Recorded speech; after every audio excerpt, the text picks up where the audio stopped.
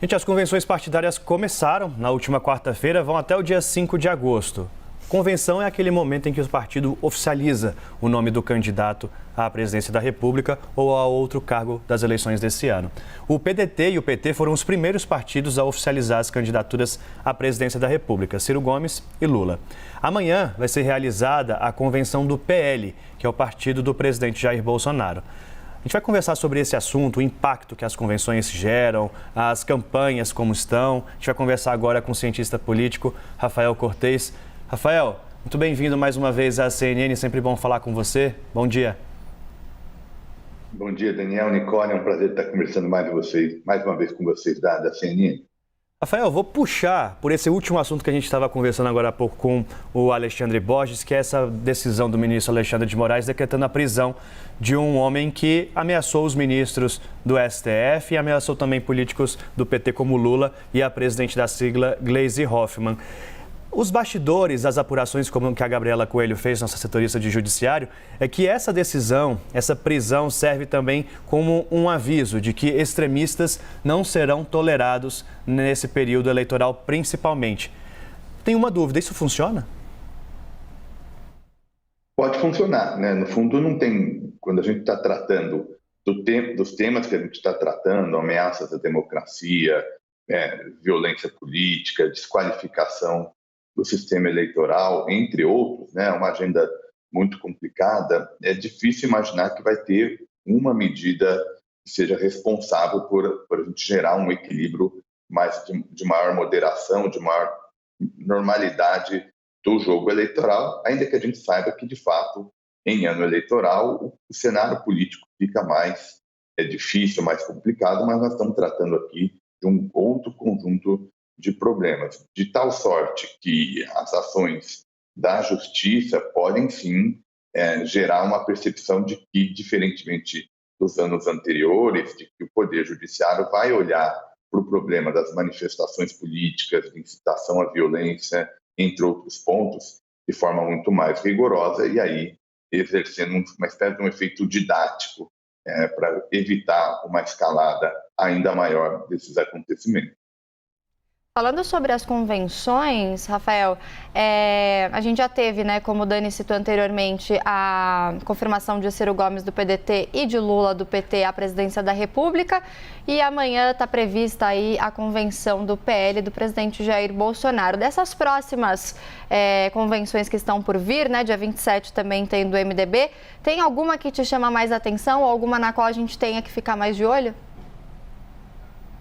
Olha, Nicole, você citou as duas que me parecem importantes diante desse contexto que a gente está conversando, né? Então, quando a gente olha a convenção do PL, a formalização da candidatura à reeleição, é importante a gente ter um momento para entender qual que vai ser a mensagem, digamos, desse ponto de partida oficial da candidatura à reeleição do presidente Bolsonaro. Muito possivelmente vai ter uma tentativa de explorar as medidas no campo econômico que o governo tomou, sobretudo os programas de transferência de renda, mas acho que vai ser importante para a gente fazer também a análise desse discurso mais político, institucional que a gente tem comentado, né? O presidente Bolsonaro, recentemente, por exemplo, fez um encontro com representações oficiais de países estrangeiros e trouxe à tona as suas críticas ao sistema eleitoral. Então, basicamente, ele colocou na agenda o risco de não aceitação do resultado, enfim, algum problema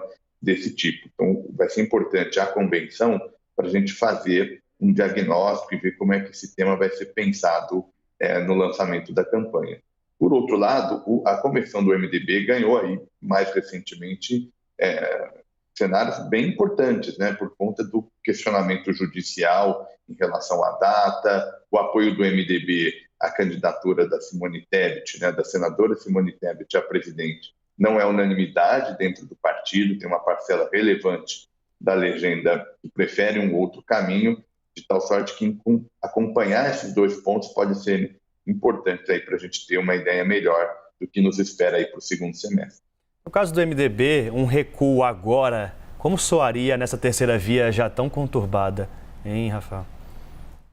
Eu acho que seria só a expressão de um quadro que a gente já vem alertando há um bom tempo, né? O espaço para a terceira via é muito menor do que supõe o espaço que esse tema ganhou na discussão política no Brasil. Eleições presidenciais, em geral, são eleições que geram duas forças mais relevantes, de fato, seja por decisões da elite política. É muito custoso participar de uma eleição que você não tem nenhuma chance ou muito pouca chance. Isso prejudica o alinhamento eleitoral dos partidos nos estados, então não é fácil disputar candidatura presidencial, então não é algo fácil. E do ponto de vista do eleitor, o chamado voto útil, cedo ou tarde acontece, né? Pode acontecer em primeiro turno, em geral é mais para o segundo turno, mas quase sempre o eleitor não quer jogar o seu voto fora, então ele procura aquelas forças mais relevantes. Então, eventualmente, a desistência ou mesmo uma candidatura organizada, formalizada, mas sem apoio minimamente consensual dentro do partido, já me parece traduz esse destino perverso aí, muito difícil para as candidaturas de terceira via, olhando para 2022. Como você avaliou, Rafael, essa aproximação aí do ex-presidente Lula com o ex-presidente Michel Temer, né? Essas conversas que se deram aí nessa última semana e até mesmo o elogio, né, que Temer fez a ex-presidente Dilma Rousseff, depois a raquetada, foi esse o termo que o Alexandre Borges usou, para rebater, né, o que o Temer teria dito de que ela era honestíssima, de que só tinha problemas ali de comunicação, né, de articulação política, exatamente. Como que você avaliou tudo isso? Olha, Nicole, eu diria que esse relacionamento entre PT e o ex-presidente Temer, entre o ex-presidente Lula e Temer, enfim, é talvez a tradução mais clara do dilema, do ponto de vista do PT, de ampliar a base de apoio que o partido sinaliza fazer, até por conta dessa percepção de risco que a gente tem mencionado, né? Tem uma interpretação de que essa eleição encerrar no primeiro turno, a eleição presidencial, diminui as chances de questionamento da lisura do sistema eleitoral. Então, esse ponto se torna muito importante para a agenda do PT. E no diálogo com o MDB e com o ex-presidente Temer em particular, me parece que é onde mais difícil de acontecer. E eu faço referência a essa dificuldade por duas questões principais. A primeira delas é o posicionamento em relação ao impeachment, né? O impeachment da ex-presidente Dilma foi um fator naturalmente importante, de destaque no processo político, difícil de ser aceitado, enfim, ser organizado pelas elites. Então, esse é um tema muito espinhoso. E o outro tema espinhoso é a agenda econômica, em particular a emenda do teto do gasto e a reforma trabalhista, que foram aprovadas no mandato do ex-presidente Temer, e o PT é muito crítico. Então, eu diria que esse diálogo é aquele que mais mostra como é difícil a ampliação de apoio político, especialmente diante de uma conjuntura tão conturbada que o Brasil atravessa nos últimos anos. Rafael, a gente tem conversado sobre a questão do eleitorado feminino para o presidente Jair Bolsonaro e nas disputas agora de outubro. Amanhã, na convenção do presidente, há uma perspectiva de que haja poucos discursos. Entre eles, 2 já são considerados certos, que é o do próprio presidente Jair Bolsonaro, obviamente, e o de Michele Bolsonaro. Isso faz parte da estratégia para ficar de olho e focado no público feminino. Explica pra gente por que a atenção tem que estar nesse público agora. Em primeiro lugar, do ponto de vista quantitativo, né, Daniel? O eleitorado feminino representa a maioria do eleitorado. Historicamente, é um eleitorado que tem maior distanciamento com a agenda do presidente Bolsonaro. Isso não é de hoje, né? Lá atrás, em 2018, esse segmento foi talvez o último segmento a incorporar ou a dialogar com a candidatura bolsonarista. O fez em circunstâncias muito excepcionais, naquele cenário pós-facada, que gerou uma grande exposição do presidente de uma maneira muito peculiar, né, naturalmente, por conta da excepcionalidade do acontecimento. Isso ajudou a quebrar essa barreira. Essa barreira está de volta, né, por conta da agenda do presidente ao longo dos últimos anos, tem gerado de novo essa dificuldade. A expectativa é que esses discursos, enfim, da da primeira-dama, eventualmente de uma outra representante feminina na organização, possa quebrar um pouco esse estigma, também aliado às preocupações com a transferência de renda, né? Por isso que o governo também fez um esforço importante aí para ampliar os benefícios do Auxílio Brasil, para em conjunto tentar tirar essa vantagem, que é uma vantagem importante do ex-presidente Lula nesse segmento e que ajuda a gente a entender porque nesse momento o favoritismo é da campanha da oposição. Além das mulheres, a convenção do presidente Jair Bolsonaro deve apostar também nos jovens, né? Mas aí eu fico com uma dúvida, Rafael, qual que é o impacto disso, de fato, assim, para a sociedade, em termos de que, se a gente for pensar que é um evento de um dia, né? É capaz de convencer esse público, tanto feminino quanto mais jovem, a votar no presidente, a mudar o voto, de repente? Nicole, não faz muito sentido, pelo menos na minha leitura, esperar mudanças muito radicais, muito fortes a partir das convenções. As convenções elas servem, em primeiro lugar, para formalizar essa candidatura e aí você consegue identificar o conjunto de forças políticas que estão apoiando determinado candidato e, sobretudo, para iniciar os testes, enfim, de qual discurso que deve ser o carro-chefe ou deve dar o tom da campanha, dado que agora a gente começa a falar não mais em pré-candidatura, mas em candidatura de fato. Então você lança apenas as bases que no futuro vão ser trabalhadas pela comunicação política, trabalhadas nas redes sociais, de tal modo que não dá para a gente imaginar que são as convenções que vão alterar completamente esse resultado. Eu acho que, olhando para a conjuntura, tem outros temas que são importantes. Eu acho que a repercussão dos novos valores para o Auxílio Brasil e demais programas sociais, e também, do outro lado, toda essa repercussão do barulho político institucional em torno do sistema eleitoral, me parece que também é outro item que vai compor o caldo do que esperar para as próximas semanas. É interessante que esse eleitorado jovem, que é hoje mais alinhado ao ex-presidente Lula, contrasta com o eleitorado mais velho, acima dos 60 anos, 50 anos, que está mais alinhado ao presidente Jair Bolsonaro, né? Então também tem essa estratégia aí por parte do presidente. Rafael, eu queria abordar com você, em meio a esse momento de convenções, como que PT e PSB têm travado uma briga, diferentemente do cenário nacional, nos estados. No Rio de Janeiro, a gente está vendo aí uma indefinição danada com relação a apoios a Senado, a governo, correndo risco até de candidaturas serem corroídas. Como que você vê esse problema PT-PSB estadualmente?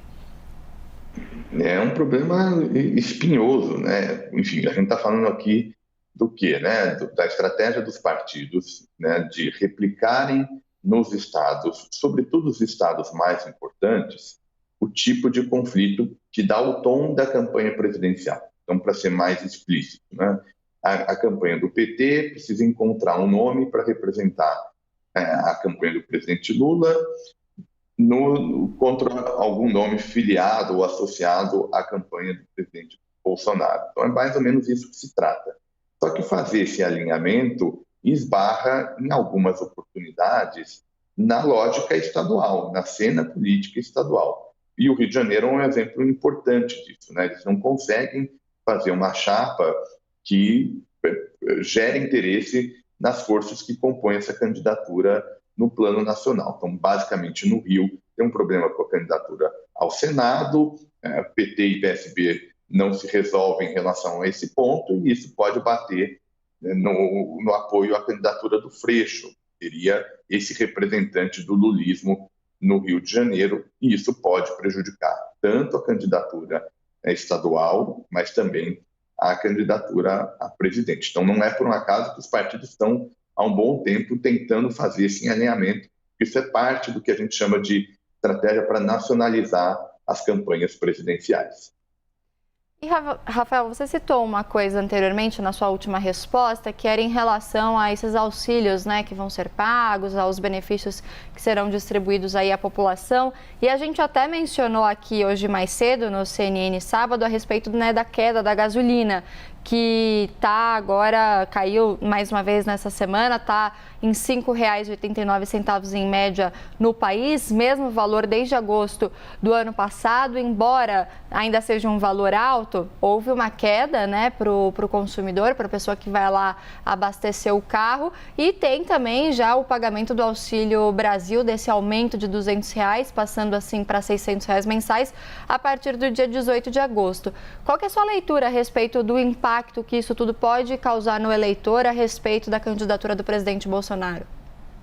É um impacto relevante, acho que não dá para a gente descartar, e a despeito de todo esse barulho que a gente tem comentado, né, a candidatura de um presidente em reeleição é sempre muito forte, né, e não vai ser diferente agora em 2022, em parte por conta, vou chamar aqui, do poder da caneta, né, o governo tem possibilidades concretas de mobilizar o eleitor. A oposição faz discurso, critica, relembra algum dado do passado e o governo tem o poder, de fato, mais concreto. Então, é sempre muito competitivo. Isso não é por um acaso que o governo fez esse esforço, uma espécie de um voluntarismo econômico para gerar ganhos concretos a segmentos importantes. Então, a tendência, me parece, é de uma melhoria da imagem do governo ao longo da campanha. Historicamente, essa melhoria ocorre.